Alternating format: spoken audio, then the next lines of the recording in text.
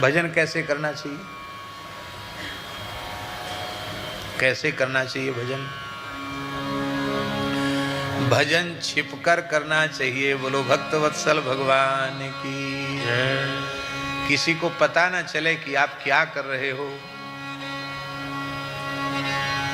सुमिरन ऐसा कीजिए, संत मलुकदास जी कहते हैं, सुमिरन ऐसा कीजिए दूजा लखे न कोय, होठ न फरकत देखिए प्रेम राखिए गोय। जो तेरे घट प्रेम है तो कहीं कहीं काहि जनाओ, अंतर्यामी जानी है अंतर्गत को भाव। दुनिया को दिखाने से कोई प्रयोजन नहीं है, भजन छिपकर करना चाहिए। पता ही नहीं चले कि आप क्या करते हो। धन तब तक सुरक्षित है जब तक उस धन की किसी को जानकारी नहीं है, और जानकारी होने के बाद बाहर के चोर तो पीछे लगे, है सके बुद्धि बिगड़ जाए तो घरवाली चुरा के धर ले कोई चीज, धीरे से नजर बचा के रख ले। हो सकता है पुत्र ही कुछ इधर उधर करके रख ले।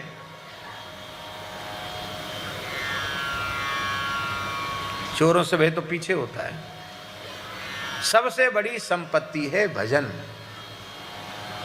और वो बहुत छिपा करके। इसलिए बड़ी विनम्र प्रार्थना है, भगवान की अत्यंत कृपा होती है तब यत्किंचित कुछ अच्छी बातें मन में आती हैं, ध्यान में आती हैं, अनुभूतियाँ होती हैं।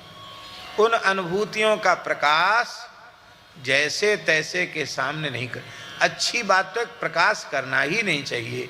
यदि संभव हो, आवश्यक समझ में आवे कि कहना जरूरी है, तो अपने गुरुजनों से इस दृष्टि से कहना चाहिए कि हमारा वह मार्ग और आगे बढ़े। प्रचार प्रसार की दृष्टि से नहीं, प्रचार प्रसार से बच करके भजन करना चाहिए। लोक मान्यता अनल सम कर तप कानन दाह। लोक की जो मान्यता है वो भयंकर अग्नि के समान है, वो साधन रूपी, तपस्या रूपी, भजन रूपी जंगल को जलाकर खाक कर देती है। लोक मान्यता से बचकर के भजन करें। एक संत थे, गौड़ीय संत थे, मिथिला क्षेत्र के थे, उनका नाम था श्री विपिन बिहारी दास जी। उन्होंने एक घटना सुनाई थी बहुत प्राचीन काल की। उन संत का क्या नाम है वो तो मैं विस्मृत हो गया, मुझे स्मरण में नहीं है, लेकिन एक घटना उन्होंने सुनाई थी कि एक संत थे, बड़े उच्च कोटि के भजन आनंदी महात्मा थे, बहुत उच्च कोटि के, अहर्निश भजन, हरि तज किमपि प्रयोजन नहीं, ऐसे थे। भगवान को छोड़ के कोई प्रयोजन ही नहीं। और श्री जनकपुर में विराजते थे, तो प्रतिदिन जानकी महल में आकर एक बार दर्शन करते थे, बस किशोरी जी का, अब फिर अपनी कुटिया में चले जाते। धीरे धीरे भजन की सुगंध फैली और भीड़ बढ़ने लगी। सेठ, साहूकार, राजा, महाराजा जो आओ, चलो बाबा के दर्शन करें। आवे बड़े परेशान हो गए कि क्या करें। जानकी महल में दर्शन करने जाते और लोग रास्ते में भीड़ खड़ी हो जाती। अरे बोले तो दर्शन का सुख भी छिन गया, क्या करें। रहना तो जनकपुर धाम में ही है, भजन तो करना ही है, तब क्या करें। युक्ति सोचो, ये भजन बचे कैसे। बोलते किसी से नहीं थे, और श्रद्धा लोगों में होती है तो उनके दर्शन से लोगों की इच्छाएं पूरी हो जाती। तो जनकपुर की ही एक वेश्या थी, बहुत सुंदर नृत्य करती थी। आप एक दिन रात्रि को उसके यहां चले गए अपनी कुटिया से। अब कुंडी खटखटाई, उस देवी ने द्वार खोला, सोचा कोई पुरुष आया होगा धनाढ्य, देखा कि तो महान संत हैं। अब वो देखकर अवाक रही, तब तक तो वो महापुरुष उसके चरणों में पड़ गए और रोते हुए बालक के समान कहा कि माता, आप अपने इस बालक को बचा लो, मैं धाम छोड़कर जा नहीं सकता, यहीं रहकर किशोरी जी के चरणों में भजन करना है, और लुटेरे पीछे पड़ गए मेरे, मुझे भजन नहीं करने देते हैं, आप मेरे ऊपर कृपा करो।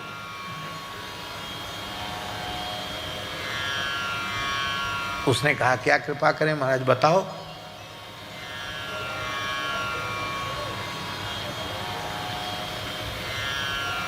तो उन्होंने कहा कि बस कृपा यही करो कि तुम्हारा घर तो बहुत बड़ा है,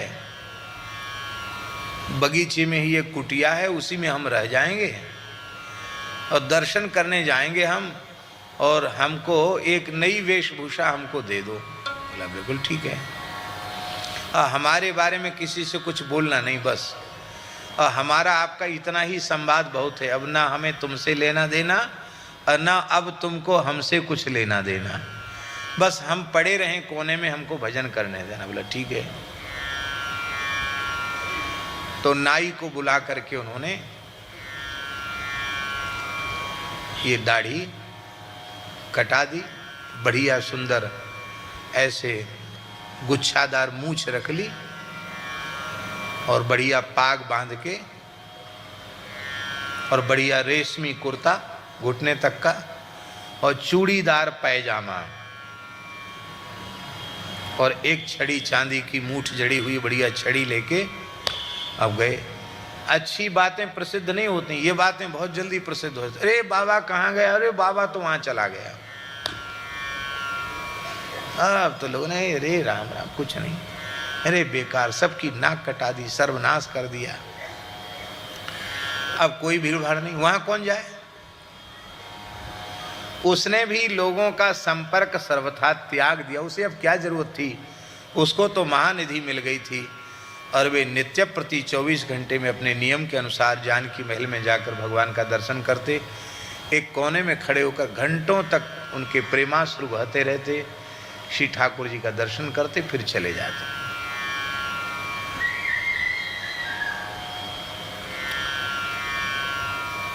अब लोगों की भीड़ तो बिल्कुल बंद हो गई, दर्शन का नियम उनका नहीं छूटा। धीरे धीरे चर्चा भी लोगों में बंद हो गई, उपेक्षा जैसी कर दी। एक समय उन संत का भजन करते करते भगवत धाम प्रयाण हो गया। प्रयाण जैसे ही हुआ तो उस समय के जो महाराज थे जानकी महल के, उन्होंने देखा कि अकस्मात ठाकुर जी का दीपक बुझ गया। तो ये एक संकेत अच्छा नहीं था, दीपक कैसे ठाकुर जी का बुझा। तुरंत जाए, शांति करवाई, दीपक प्रज्वलित किया। तो पुनः दीपक प्रज्वलित किया तो क्या देखा कि सरकार के नेत्रों से अश्रुधार बह रही है। अरे ये विग्रहों का रोना भी ठीक नहीं है, ये अश्रुधार क्यों बह रही है। बड़े विकल हो गए, ठाकुर जी का पर्दा किया, अनवसर किया। अच्छे महापुरुष थे वे भी, उन्होंने रोकर प्रार्थना की, प्रभु समझ में नहीं आ रहा ये क्या हो गया है। तो ठाकुर जी ने, श्री जी ने रोते हुए कहा कि एक मेरा प्राण प्यारा भक्त मेरे नित्य धाम में, नित्य महल में प्रविष्ट हो गया, पर ऐसा अवसंत जिसने भजन को ही अपनी पूंजी माना हो, भजन को ही जीवन का सर्वस्व माना हो, अब तक ऐसा न हुआ, न आगे ऐसा दूसरा होने वाला है। तो अब उन संत का रोज हमें दर्शन नहीं होगा, उनके वियोग में हम रो रहे हैं और मानो संत रूपी दीपक ही अब बुझ गया। तब फिर महंत जी महाराज ने उनका संस्कार किया। ओ गाजे बाजे से सारा जनकपुर एकत्रित हो गया। अरे ऐसे संत तो पहले जो लुप्त हो गए थे, मरने के बाद फिर से प्रकाश उनका हुआ और उनका उत्सव मनाया गया। ऐसा हमें इतिहास संत श्री विपिन बिहारी दास जी ने सुनाया था। नाम भी बताया था, रामानंद संप्रदाय के ही कोई संत थे, रसिक परंपरा के संत थे, सखी भाव की उपासना वाले संत थे। भजन संपत्ति है, यह पूंजी है, इसको छिपा करके रखो, पता न चले क्या कर रहे हो। बाबा जी तो लुट जाते हैं, करते कुछ है नहीं, लुटते ही रहते हैं। क्यों? अब हमारी वेशभूषा को देख के भोले भाले लोग समझते हैं पता नहीं ये तो 24 घंटे माला ही फेरते होंगे, पर हमें पता हम क्या करते हैं। ये तो भगवान की बड़ी करुणा है कि अपने गुणगान का सौभाग्य भगवान ने दे रखा है, नहीं तो ये समय भी नष्ट ही हो जाए। हम एकदम सत्य कह रहे हैं, इसमें कोई कपट और छिपाव दुराव की बात नहीं है। हम अनुभव करते हैं अपने में कि हम 24 घंटे में छटाक भर सूखा आटा भी फाँक सकें, इतना भी भजन हमारा नहीं है। भजन के नाम पर, साधन के नाम पर कुछ नहीं है, शून्य से भी शून्य है। गीता जी के श्लोक का हम चिंतन करते हैं कई बार, अनन्यास चिंतयन्तो माम ये जनाः पर्युपासते तेषां नित्याभियुक्तानां योगक्षेमं वहाम्यहम्। इसका अर्थ है जो अनन्य भाव से मेरा चिंतन करते हैं, मेरी उपासना करते हैं अनन्य भाव से, मैं उनके योगक्षेम का वहन करता हूँ। तो न तो हम अनन्य भाव से चिंतन कर पाते हैं, ना हम भगवान की उपासना कर पाते हैं। तो श्लोक के 3 चरण तो अनुभव में नहीं आते जीवन में, लेकिन आखिरी चरण अनुभव में आता है हमेशा, योगक्षेमम वहाम्यहम्। योगक्षेम का ठाकुर जी बहन करते हैं, किसी लायक नहीं है, ठाकुर जी योगक्षेम का बहन करते हैं।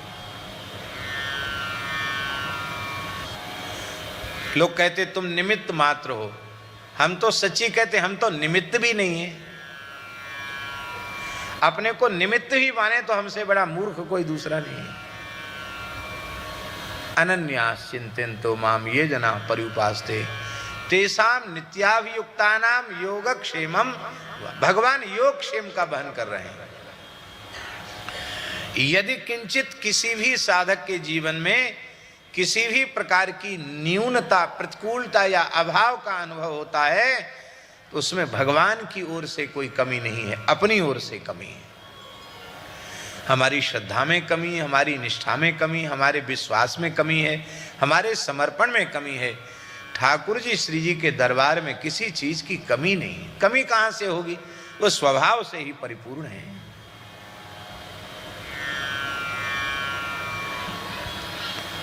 सब भगवान के संकल्प से हो रहा है, सब कुछ भगवान की कृपा से हो रहा है।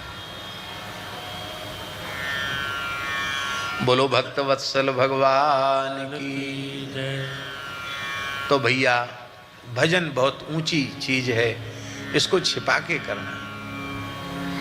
हमारे एक महात्मा थे, बाबा गुरु भाई थे हमारे, महाराज जी के शिष्य थे, भक्तमाली जी के, श्री अंगद दास जी।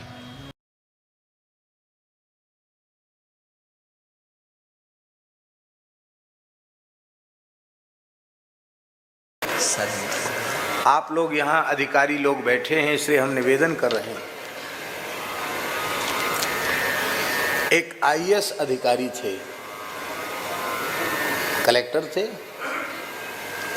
सेवानिवृत्त हो गए थे बाद में। जब वो कलेक्टर थे उस समय एक संत की प्रेरणा से उन्होंने 1 घंटे महामंत्र के संकीर्तन का नियम लिया।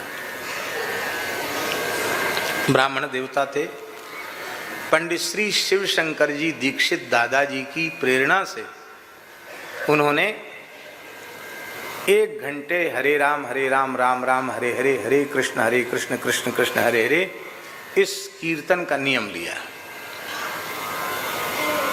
और वो जब कलेक्टर थे उस समय भी चाहे जितनी आवश्यक मीटिंग हो, वो कह देते भैया 6 बजे से 7 बजे तक का समय हमारा एकांत में बैठने का है। कहा मैं नौकरी से निकाल दो मंजूर है, लेकिन हम 1 घंटे दूसरा काम नहीं करेंगे। मीटिंग में से भी वो 5:45 बजे उठ जाते, एकांत में जाके मजीरा लेके हरे राम कीर्तन करते हैं। पक्का नियम उनका। संध्या में शाम को 6 से 7 कीर्तन का नियम पक्का। जगन्नाथपुरी में भागवत जी हुई, सन हमें याद नहीं है। एक कृष्णलाल भरतिया जी बैठे थे, अभी तो चले गए शायद, अभी हैं यहीं बैठे। तो भरतिया जी ने बनाई पुरुषोत्तम वाटिका, उसी में कथा थी और आयोजक भी किशनलाल जी ही थे, भरतिया जी ही थे। तो उसमें वो सेवानिवृत्त कलेक्टर साहब भी आए। अब हमारी कथा तो लेट लपेट चलती ही है।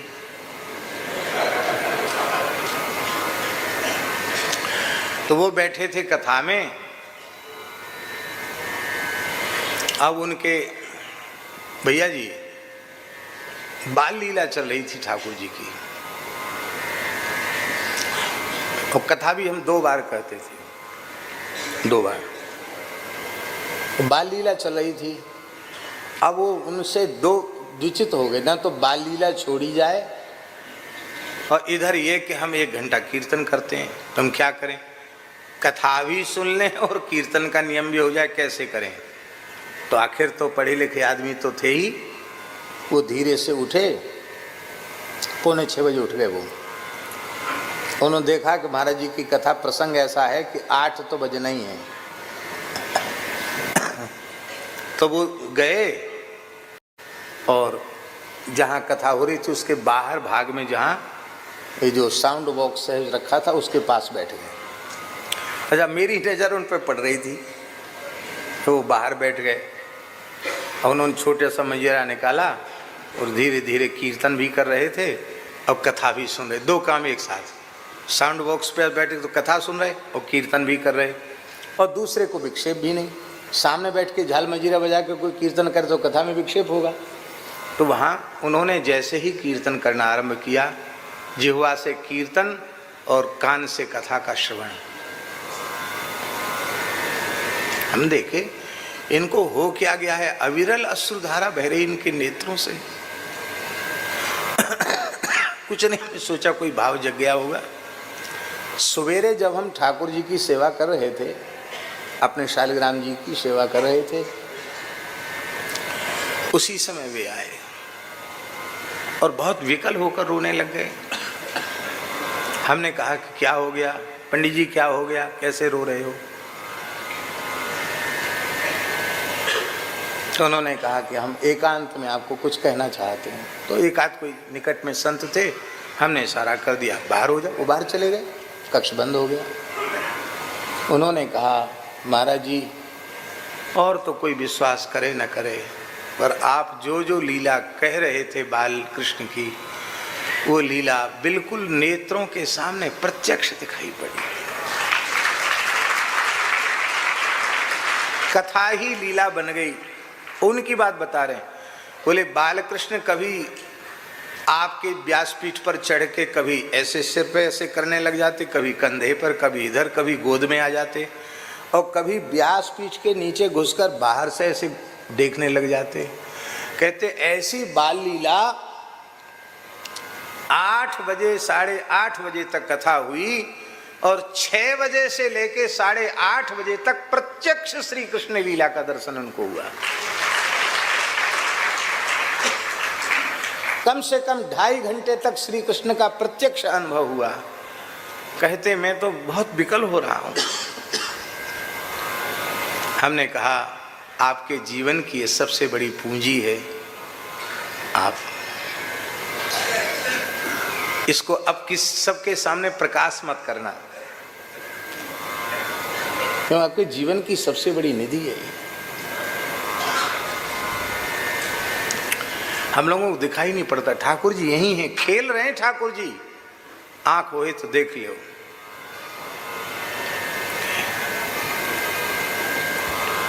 प्रत्यक्ष में तो कोई साधन नहीं दिखाई पड़ा, केवल नाम कीर्तन का निष्ठापूर्वक उन्होंने आश्रय लिया।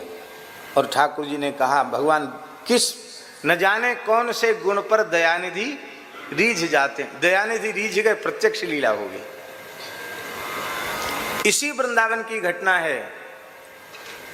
राधा वल्लभ लाल जी के घेरे में परम श्रद्धेय पूज्यपाद स्वामी अखंडानंद सरस्वती जी महाराज कथा कह रहे थे और श्रद्धेया पूज्या आनंदमयी माँ प्रधान श्रोता के रूप में कथा श्रवण कर रही थी। वहां भी ऐसी ही घटना घटी थी। पूज्य स्वामी श्री अखंडानंद सरस्वती जी महाराज भागवत में बाल लीला का वर्णन कर रहे थे और एक प्रेमी अनुरागी व्यक्ति को, जो हमारे महाराज जी से बहुत प्रेम करते थे, अब उनका शरीर नहीं है, उनको प्रत्यक्ष बालकृष्ण की लीला का दर्शन हुआ। इसलिए भगवान की लीला कथा का आश्रय भगवान की प्राप्ति कराने वाला है, इसमें किसी प्रकार का कोई संदेह नहीं है। ब्रजंति तच्चरण सरोरुहांतिकम, भगवान के चरण ही कथा रस रसिक के हृदय में आकर के प्रतिष्ठित हो जाते हैं।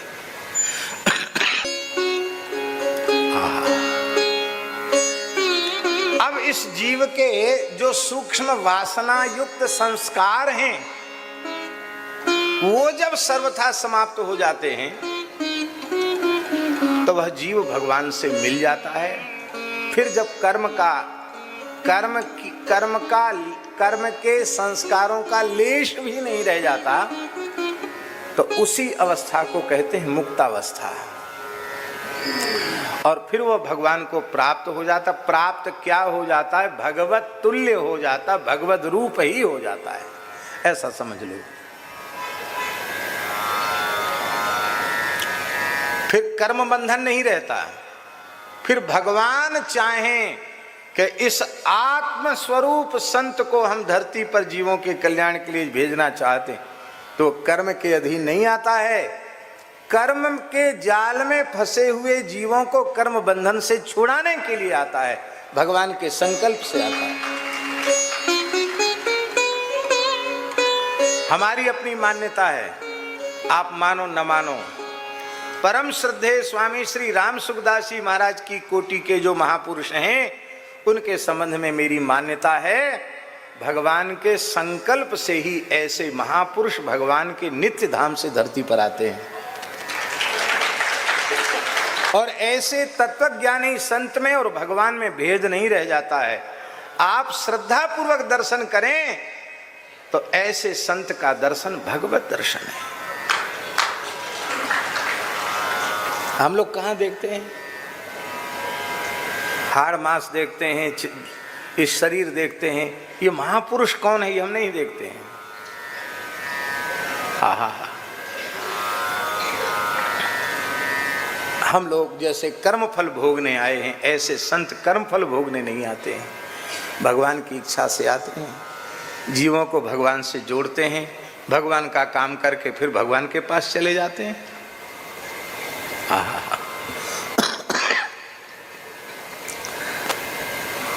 खेत में बोने के पहले गेहूं और फसल पककर कट के आने के बाद घर में जो गेहूं आए वो भी गेहूं, बीच में पौधे दिखते हैं, गेहूं के फसल दिखती है, उसमें एक भी गेहूं का दाना दिखाई नहीं पड़ता। दिखाई पड़ता?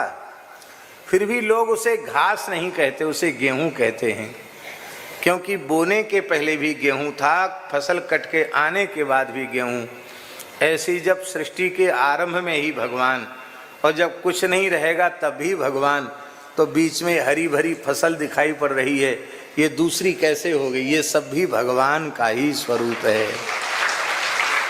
और इसी बात को गोस्वामी जी सरल शब्दों में कह रहे हैं। क्या कह रहे हैं?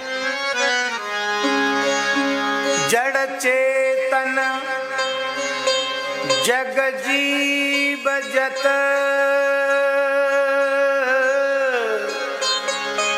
सकल राम मैं जान, बंदो तिनके पद कमल सदा जोरि जुग पान।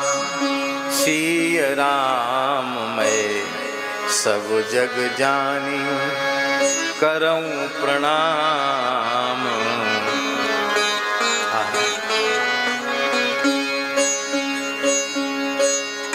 हाँ हाँ, धन्य है।